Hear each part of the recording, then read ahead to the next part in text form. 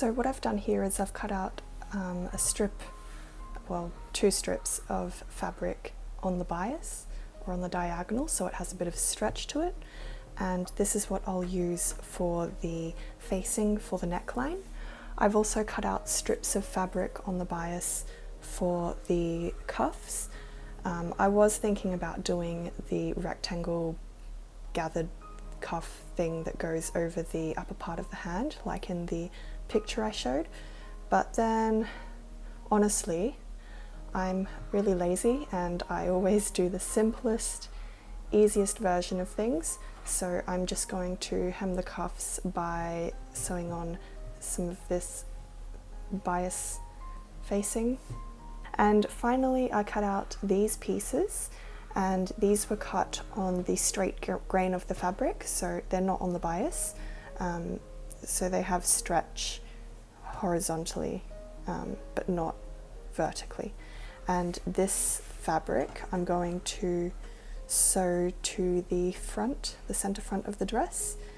I'm going to fold it in half like that, and then I'm going to sew eyelets all along the strip of the fabric, and then sew the strip of fabric to the center front of the dress underneath those 2 panel things that I sewed before and couldn't actually sew eyelets into because they were too thick.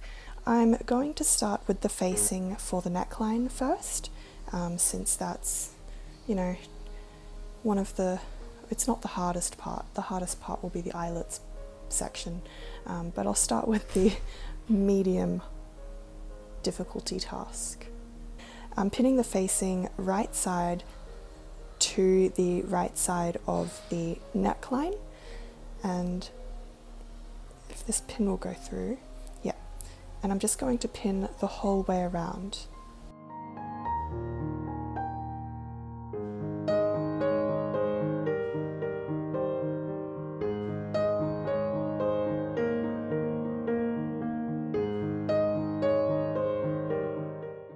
So I've pinned all of the facing to the neckline, so as you can see that's the right side of the bodice, and if I go to a part of the facing where I've had to attach more, this is obviously the wrong side, so the right side of the facing is attached to the right side of the neckline, and then I'm just going to sew with a very narrow seam allowance all the way around.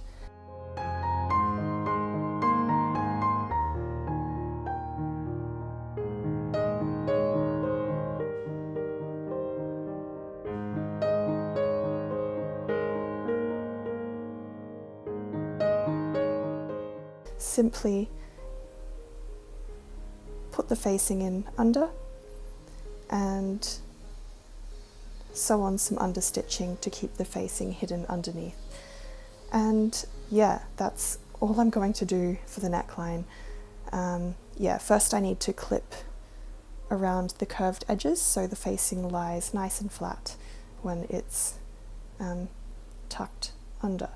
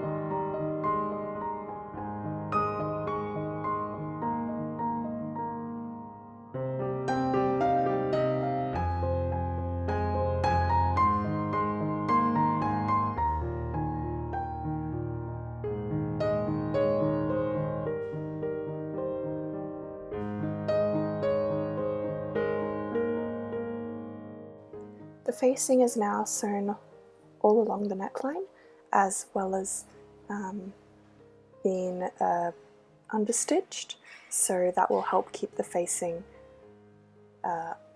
from peeking out to the right side. So that will be the finish of the neckline.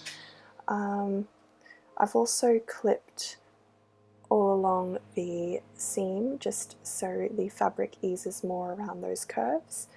And for where the center front panels are, I'm just going to fold the facing under like so, and then hand stitch it down right there.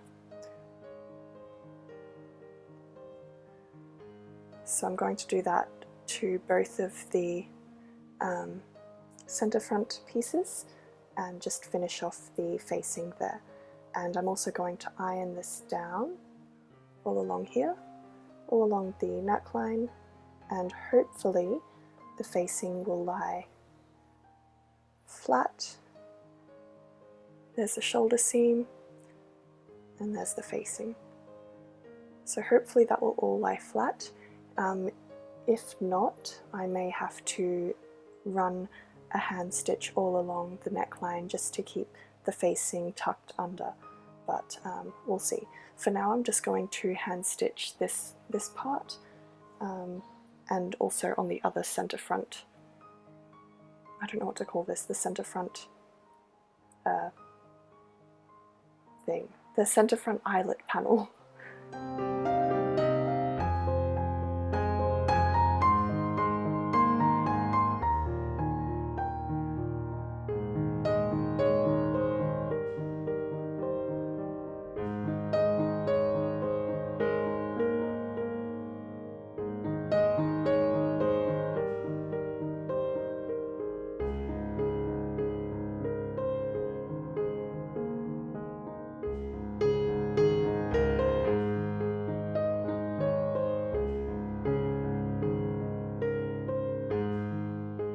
So I've now finished hand stitching the tops of these center front pieces where the lacing will go, and I've also hand tacked in certain places along the neckline where I feel like the facing might pop out. So here the facing is not attached, but the facing is attached to the center front, the shoulder, parts along the back, and the other shoulder and the other center front piece. So I've also given it an iron, and now you can see that the neckline is nice and finished. There's the shoulder seam, and there's along the back. This is the bias strip that I have for the sleeve cuff. And I've never actually cuffed, can I say that? I've never actually binded a cuff that is this triangular diamond shape thing. So this should be interesting. So what I'm thinking is I'm going to have 2 strips of bias binding. So one of them is going to be sewn this way, and the other's going to be sewn the other way, and then somehow I'm going to like join it at the point. Yeah, so let's start with maybe by just sort of roughly guesstimating how much length of this bias binding I will need. And then cutting that length, so something like that, and then yeah, and then what I'll do is for the other side, I'm just going to cut that on a straight line, and then I'm going to sew those 2 pieces together. And this part of the bias fabric will go on the seam on the arm thing, the arm seam.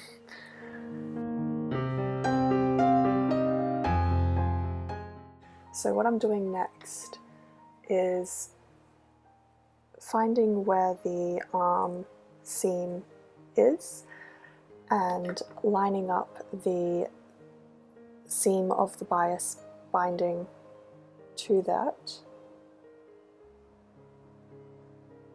and then pinning that in place, and I'm keeping the seam allowances open on both sides.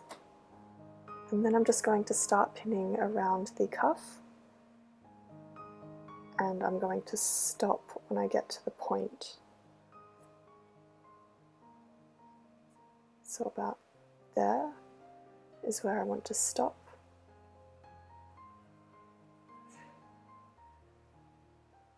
And then same to the other side of the cuff. And when the two pieces meet in the middle, I'm going to sort of match them together at the point. So there's the point there, and then I'm going to try and match the two bias strips together at the point. I don't know if I'm making any sense, but hopefully I am. And then pinning those two bias pieces together. And so that should sit relatively flat against that point. So if that's the point there, I'm going to sew just the two bias strips together along there. So let's do that now.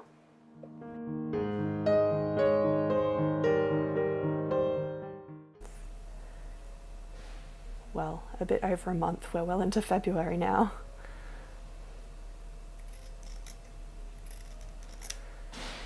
And I'm just trimming off that excess bias fabric, and then I can open up that seam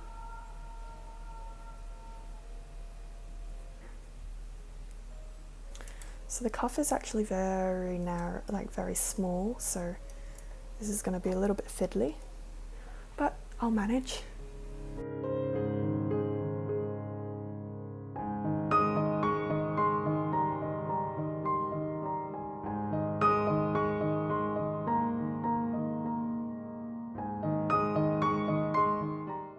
That's the point there, and I'm just going to clip the fabric so the point will lie nice, so the point will lie nice and flat. So it's all sewn on, and now I'm just flipping it to the inside of the sleeve, and make sure to poke out that corner. Use something nice and pointy. Okay, so what I'm thinking now is I'm thinking that the facing is way too thick. So I'm going to trim the facing down so it's about, let's say, 1 centimeter, and then it's just going to have a very, very narrow hem finishing, or whatever you want to call it. So let's trim that down.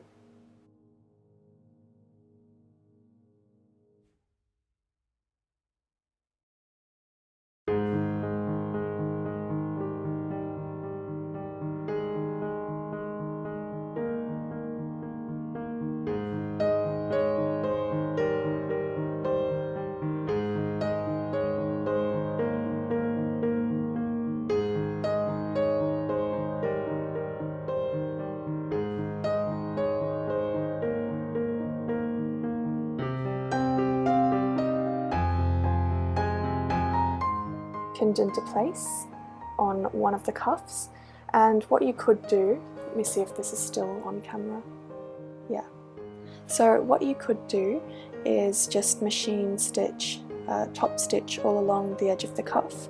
That will show visible stitching on the outside, but it is the fastest way to tackle this. But as you can see, my hem facing is not very even all around, so that means the stitching on the outside wouldn't be very even if I was to do it by machine. So instead I'm going to hand sew this closed. So I'm just going to do like I can't figure out right now whether I'm going to do whip stitches or some sort of like teeny prick stitch, some sort of stitching that's invisible from the outside. Yeah, but I'm just going to do the exact same thing to the other sleeve, and then when I go to hand stitch them I can do them both at the same time.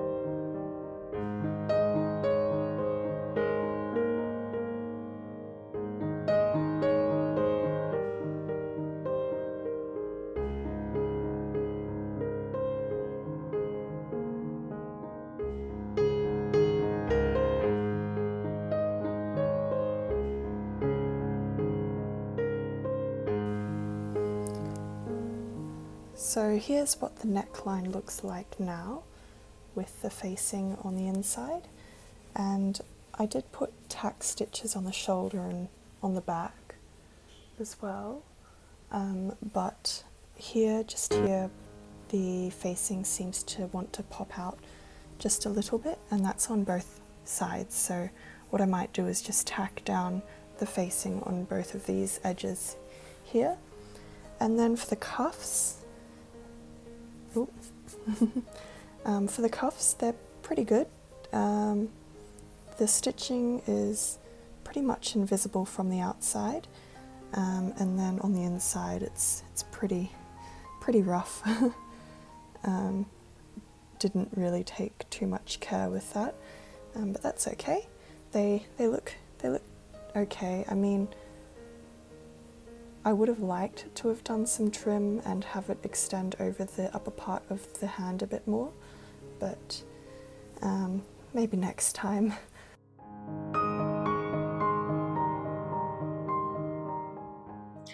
So it's at this point that I gave up doing non-voiceovers, so you know, the clips where I talk in between my sewing. So now I'm jumping on and doing a voiceover. So what I just did there was sew down a strip of fabric.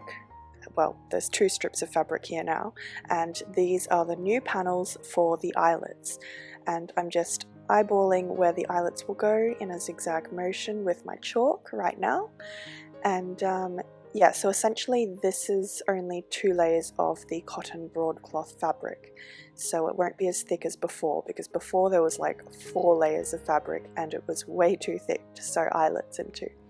So as you just saw, I poked a hole and now I'm sewing in the eyelets, and my eyelets were really bad, and also I should have used a nicer thread. And yeah, my eyelets, the whole idea behind doing eyelets was inspired by this costume that Kate Blanchett wore in the movie Robin Hood, and I really liked the V neckline shape that it gives in the front of the dress, but I just don't understand how the eyelets were so small on her costume. Like, I mean, look how hideous mine are. At least I'll get better with practice, right? Anyway, so back to the actual dress. I'm now going to sew the panels, the eyelet panels, to the inside of the center front of the dress. So you can see here the center front is all nicely finished and cornered off.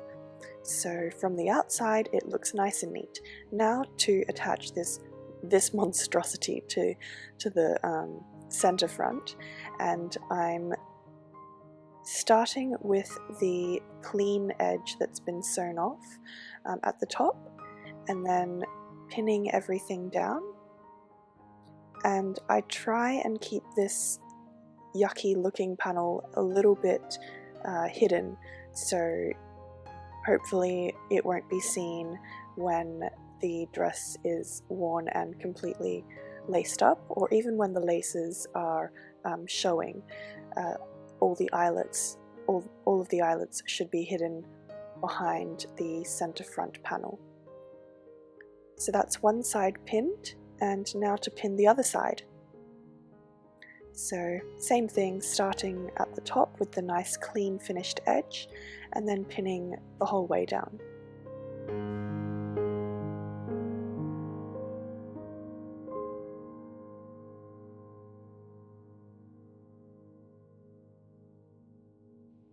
So now those panels are pinned into place, I'm going to hand stitch them down.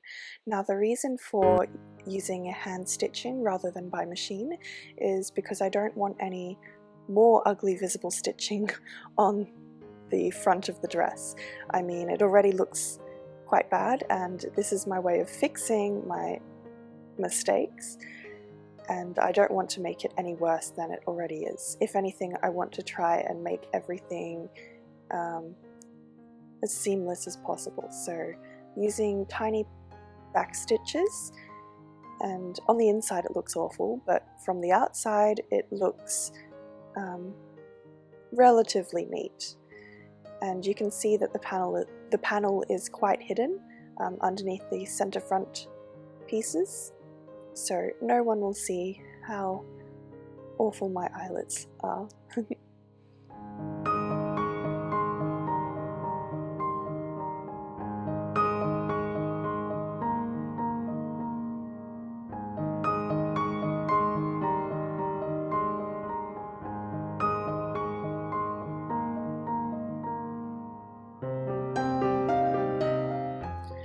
So the next thing I needed to tackle after doing the eyelet panels was closing up the bottom part of the dress underneath, just beneath where the eyelets end.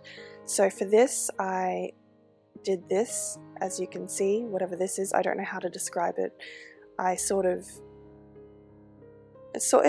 like if you were to insert a zipper, but instead of having a zipper you have an eyelet panel, and then trying to sew the seam and make it join up with the bottom part of the eyelet panel and make it as seamless as possible. So for more control I decided to do running stitches and then a back stitch every now and again, and yeah, this didn't take too long. I thought hand stitching it would take a long time, but it's actually quite enjoyable. But yeah, you definitely get a lot more control when you hand stitch things, so I would recommend doing hand stitching on really difficult parts such as that. So now that's all sewn, and even though the stitching looks terrible from the inside, at least the outside looks nice. You see a recurring theme here that I honestly don't care what the inside looks like. But yeah, for my first proper attempt at doing back stitches, I think it turned out pretty well. Well, they weren't all back stitches, I think they were running stitches with back stitches in. Anyway, here you can see where the eyelet panel finishes and then how it meets with the seam I just sewed. So it's a little bit messy there, but that's okay. There's lots of fabric to drape over and hide the ugly parts.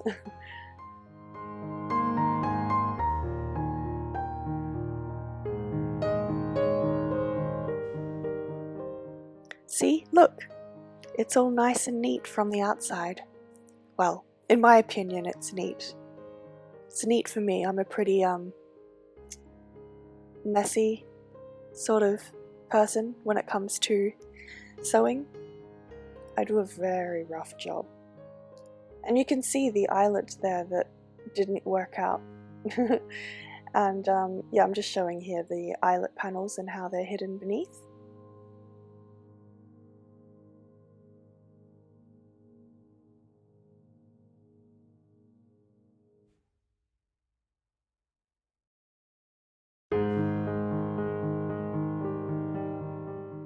Finally, I get to try on the dress for the first time. Well, I mean, I had tried it on before, but I didn't have the front lacing closure.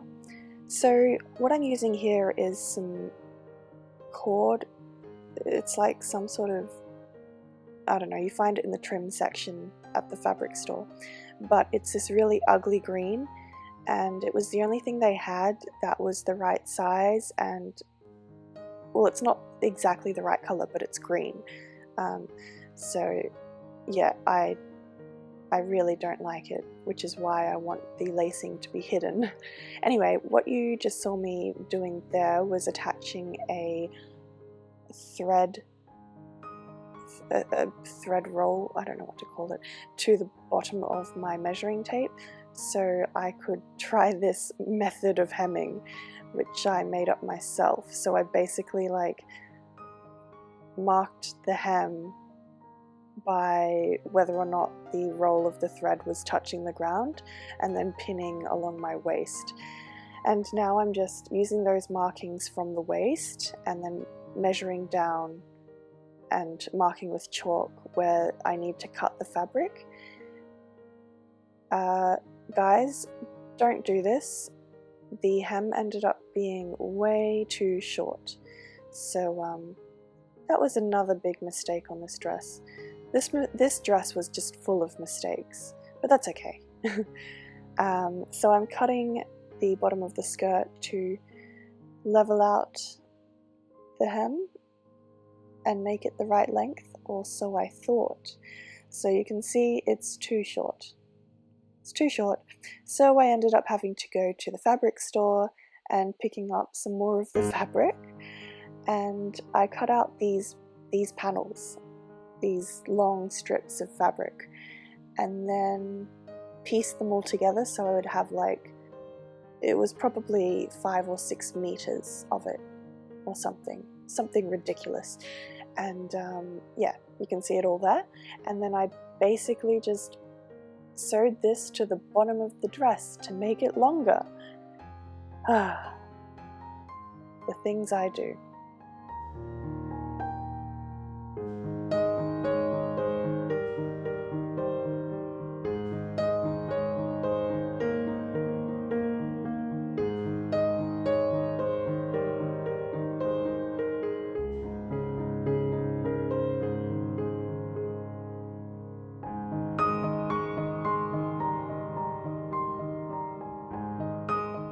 So after all of that time had passed, I finally had a lengthened skirt, and now you can see that it flows a lot nicer and drapes along the ground elegantly, and in general it just looks a lot better. See? Don't you think that looks so cool, how it just glides along the floor? And then I had to hem all of this. I just did a basic hem where I fold the raw edge over and then fold it again, and then the raw edge is hidden. It's a basic hem. And then I could have hand sewn it so it would be like the proper stitching that was used in that time period. But nope, I went crazy with the machine because I was not going to sew all of that by hand. Nuh-uh. And yay, finally the hem is done after so much frustration. And I don't know why, but the colours of the fabric look different. They're supposed to be the same. It's the exact same colour fabric and the same material. I made sure of that. So I don't know why they don't match, but anyway, moving on to this ugly lacing, I realised how bad it looked and decided I need to change that. So what I ended up doing was going back to the fabric store and picking up some embroidery thread, and you can tell immediately the colour difference. Like, I don't know what I was thinking with that original that anyway, yeah, I decided to, I don't know what this is called. It slipped my mind, but you basically braid the threads, the embroidery threads together. I'll link a video tutorial that I found on YouTube below. It's Bernadette's tutorial video, which is really good. And yeah, this braid turned out quite well.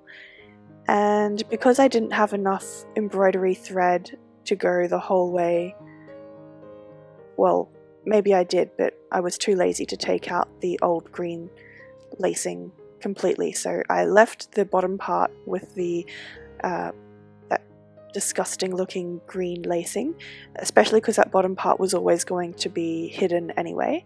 And then with the top half of that section, I laced it with my new thread. I don't know what to call it. Is it lacing? Yeah, the new lacing, and the color matches the dress perfectly. So that's nice. What am I doing here? Oh, I had to go back to the fabric store because I decided I wanted to cover up the hem that I did, or the seam where the new hem is. So I found some velvet ribbon and I picked up the very thin one, not the thinnest. It was about 10 millimeters wide, I believe. So I picked up some of that and sewed that ribbon to the hem of the skirt, or just above the hem, you know, that where that seam is. Gosh, I'm tired. Yeah, what I'm showing here, that's where I sewed it. And I also picked up green thread that actually matches my fabric. It's not this ugly green thread. Look at that. Look at the color difference. You should always match your threads to your project. Like, yeah. So many mistakes on this. But you live and you learn. It's a much nicer green. By the way, this color is called bottle. So the fabric is in the color bottle, the velvet ribbon trim is in the color bottle, the thread, the new thread that I bought, is in the color bottle, and also the embroidery thread is actually the color bottle as well. So if you're curious and you like this color, just type in whatever it is that you're looking for and bottle green. It's a nice color. And then I sewed this by machine, and I sewed along the two outer edges of the velvet ribbon, and I'm so glad I used the right color thread, because if I used that ugly green from before, I think I would have done more harm than good to this dress. Oh, and to make matters worse, I didn't actually have enough of the velvet ribbon trim. I bought all of the trim that they had left in the shop, and it was about 4 meters, which was not enough. So there is this part at the back of the skirt which has no trim, but no one will see that, that's fine. Anyway, here's the dress on, and I'm wearing it over the new chemise that I made. You can check out the video of the making of that chemise in the cards now if you want to see that. By the way, the chemise is a Regency chemise, not medieval, but I don't care. And here's the bottom. I'm so happy with how the bottom turned out because, oh gosh, it was just causing me so much frustration. But I'm glad I got it in the end. And it's really hard to do things on your own. When I say things, I mean hemming. It's really hard to do hemming on your own, i.e. without someone to do it for you while you wear the dress, or having a mannequin, because I don't have either, I just have me. So, and it's really fun to swish in this dress, so fun. And here's a full view of the dress. So despite all of its flaws, I love it. I put so much work into this dress over so long, quite a few months actually. But it's done, and yeah, I'm happy it's done. So if you liked this video, please give it a like and make sure to stay tuned for more videos. I have made the cape that goes with this dress. It's all part of a costume, but I will be wearing this dress as not part of the costume as well. So the costume that I made this dress for is Morgana from Merlin, and I'll also be wearing this dress as just a regular medieval dress, not as Morgana, if that makes any sense. You'll see. If you follow me on Instagram and here on YouTube, then you'll see what I mean. And yeah, I'm just showing details here now. Like there's the hem, and I'm just wanting to show how bad my stitching is, and that you don't have to be perfect in sewing. It's all fun, and well, unless it's your job, then you should probably be a bit more a perfectionist, but for me it's all fun and games, and yeah, I hope you enjoyed, and until next time, just keep sewing.